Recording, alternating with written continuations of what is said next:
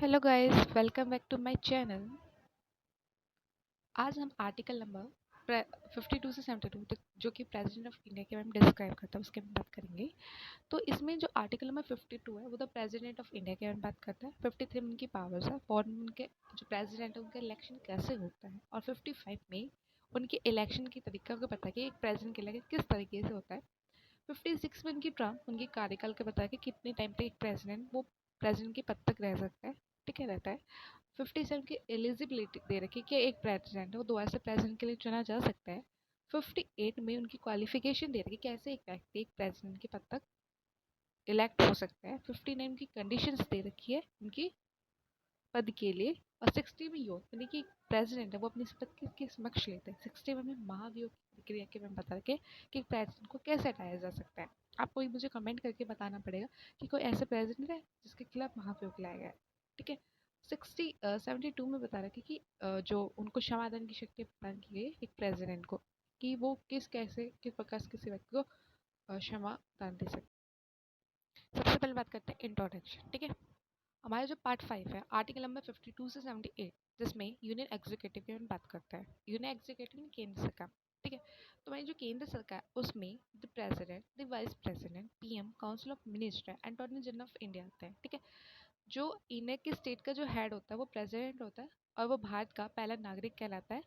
और he is the head of union executive, वो हमारे यूनियन एग्जीक्यूटिव है उसका हेड भी होता है, ठीक है। अब बात करते हैं आर्टिकल नंबर 52, जो कि बात करता है द प्रेसिडेंट ऑफ इंडिया, कहता है कि एक भारत के एक प्रेसिडेंट होगा। आर्टिकल नंबर 53 में executive power of the union, एक प्रेसिडेंट के पावर्स के बारे में बता रखा है। इसके लिए मैं आपको एक सेपरेट वीडियो प्रोवाइड करूंगी, ठीक है।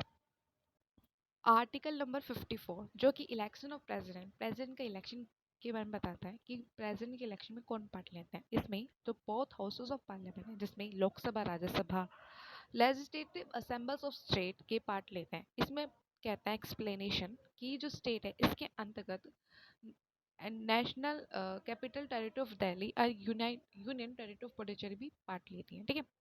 अब बात करते हैं, अब प्रेसिडेंट के इलेक्शन में ये सब पार्ट लेते हैं, लेकिन अब कौन नहीं लेता इसमें।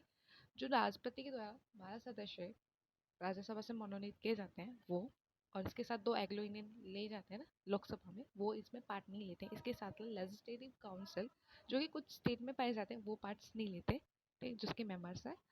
और लेजिस्लेटिव असेंबलीज के भी नॉमिनेटेड मेंबर पार्ट नहीं लेते हैं। Article number 55, manner of election president, मैंने कि प्रेसिडेंट के इलेक्शन किस तरीके से उसके में बता रखे हैं, ठीक है।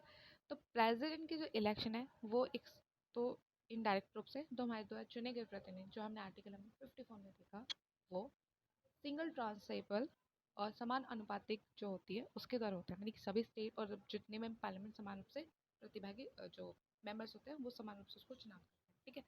और सिंगल ट्रांसफरेबल जो है वरीयता क्रम उनको इतना लंबा लाना पड़ेगा, और वो इतना नहीं ला पाते तो फिर वो प्रेसिडेंट के जो इलेक्शन से बाहर हो जाते हैं, ठीक है, कैंडिडेट्स के तौर पे। और जो हमारी बीबी गिरी थी वो सेकंड जो थे वरीयता क्रम में चुने गए थे, ठीक है। आर्टिकल नंबर 56, प्रेसिडेंट के ऑफिस के बारे में बात करते हैं कि कितने काम कार्यकाल तक उसका अपने पद तक बना है। 5 साल है, ठीक है। उसके बाद जो है अगर वो बीच में रिजाइन देना चाहते हैं, ठीक, तो वो किसको देगा, the vice president of India को देगा, ठीक है। और उसको पद से हटाने का एक तरीका है जो कि आर्टिकल नंबर 61 में इम्पीचमेंट महाभियोग के द्वारा महाभियोग तब लाया जाता है अगर कोई प्रेसिडेंट है वो अपनी कॉन्स्टिट्यूशन का ढंग से वोलेट करा है, उसकी फॉलो नहीं करा, तो उसको हटा दिया जाता है, ठीक है। अब फिर लास्ट जो सी है वो कहता है सब क्लॉज सी, अगर कोई प्रेसिडेंट है उसका कार्यकाल पूरा हो जाता है 5 साल का, तो उसकी जगह उसका उत्तरदायी तब तक नहीं आ जाता, तब तक वो प्रेसिडेंट तब तक बना रहता है। आर्टिकल नंबर 57 बात करता है कि कोई व्यक्ति है वो भारत का प्रेसिडेंट है और वो दोबारा से भारत के प्रेसिडेंट के लिए एलिजिबल यस है, ठीक है। तो भारत का कोई भी प्रेसिडेंट है वो दोबारा से भारत का प्रेसिडेंट बन सकता है, ठीक है। लेकिन अमेरिका में क्या होता है कि एक व्यक्ति वो 2 बार से ज़्यादा उस देश का प्रेसिडेंट नहीं बन सकता, लेकिन भारत में से कोई प्रेसिडेंट, जो भारत के पहले प्रेसिडेंट थे राजेंद्र प्रसाद, वो भारत के 2 बार प्रेसिडेंट रह चुके हैं, ठीक है। आर्टिकल नंबर 58 कहता है क्वालिफिकेशन फॉर इलेक्शन, एक प्रेसिडेंट है उसकी प्रेसिडेंट बनने के लिए क्या योग्यता होनी चाहिए, ठीक है। तो सबसे पहला आता है वो भारत का नागरिक, everyone know about it. Article 35 एज होनी चाहिए, ठीक है। किसी भी जो गवर्नमेंट सर्विस में नहीं होनी चाहिए, ठीक है, जिसको हम लाभ का पद बोलते हैं। और और वो भारत के जो हाउस ऑफ पीपल का जो मेंबर होने के लिए उसके पास क्वालिफिकेशंस होनी चाहिए। ठीक है। अब क्या ऐसे तो कोई भी व्यक्ति प्रेसिडेंट बन सकते हैं, लेकिन नहीं, उसके लिए भी उसके पास 50 अनुमोदक और 50 प्रस्तावक होने चाहिए। उसको 15,000 जो राशि है वो आरबीआई में जमा करने में, अगर एक एज है वो वोट प्राप्त नहीं कर पाता तो उसकी जो राशि है वो जब्त हो जाएगी। आर्टिकल नंबर 59 में कंडीशन ऑफ प्रेसिडेंट ऑफिस, एक प्रेसिडेंट ऑफिस की शर्तें बताए कि कौन व्यक्ति है जो क्वालिफिकेशन की तरह का होता है ये भी। ठीक है। तो member of the either house of parliament of a house of the legislature of any state. ठीक है, किसी भी स्टेट या पार्लियामेंट है उसका नहीं होना चाहिए। अगर वो मेंबर है तो उसको वो सीट खाली करनी पड़ेगी जब वो भारत का प्रेसिडेंट बन जाता है। ठीक है। फिर टू कहता है the president shall not hold any other office of profit, मतलब प्रॉफिट लाभ के पत्ते नहीं किसी गवर्नमेंट सर्विस में नहीं होना चाहिए।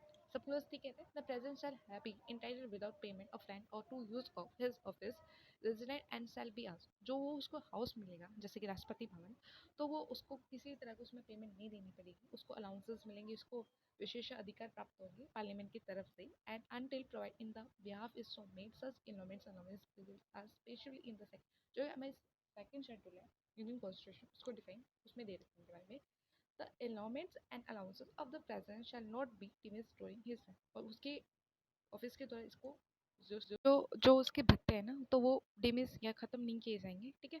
अब मुझे आपको बताना होगा कि भारत के प्रेसिडेंट को कितने वेतन मिलते हैं। आर्टिकल 16 ओथ और अफर्मेशन बाय प्रेसिडेंट किस पद के में जो प्रेसिडेंट है वो अपनी इस पद किस किस मकसद लेते हैं। ठीक है। तो कहता है कि every president and every person acting as a president discharging the functions of the president before entering about his, अगर अपने पद से पहले तो ऑफिस में आने से पहले वो अपनी जो प्रेसिडेंट जो पद है वो हमारे चीफ जस्टिस ऑफ इंडिया जो वर्तमान भारत के वर्तमान चीफ जस्टिस कौन है आपको मुझसे कमेंट करके बता।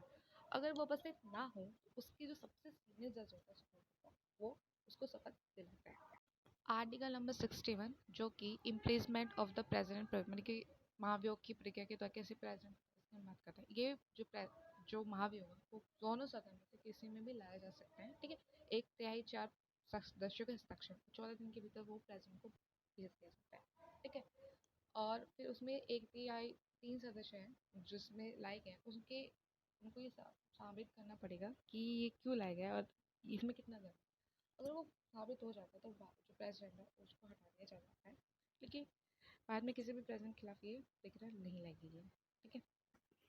आर्टिकल नंबर 63 बताता है कि प्रेसिडेंट है उसकी सीट किस कब कब वैकेंट रहती है। अगर उनका जो कार्य है 5 वर्ष का कार्यकाल समाप्त हो जाए, अगर वो रिजाइन दे दे, ठीक है, किसको देते हैं वो हमारे वाइस प्रेसिडेंट को देता है, उसके खिलाफ महाभियोग लाई जाए, उसकी डेथ हो जाए, अन्यथा जैसे ही वह पद ग्रहण करने के लिए अहक ना हो, मतलब कि वो निर्वाचन योग्य ना हो, तब उसकी जो सीट है वो वैकेंट रहे। ठीक है। Thank you so much. अगर आप मुझसे फर्दर पढ़ना चाहते हैं तो प्लीज़ मेरे चैनल को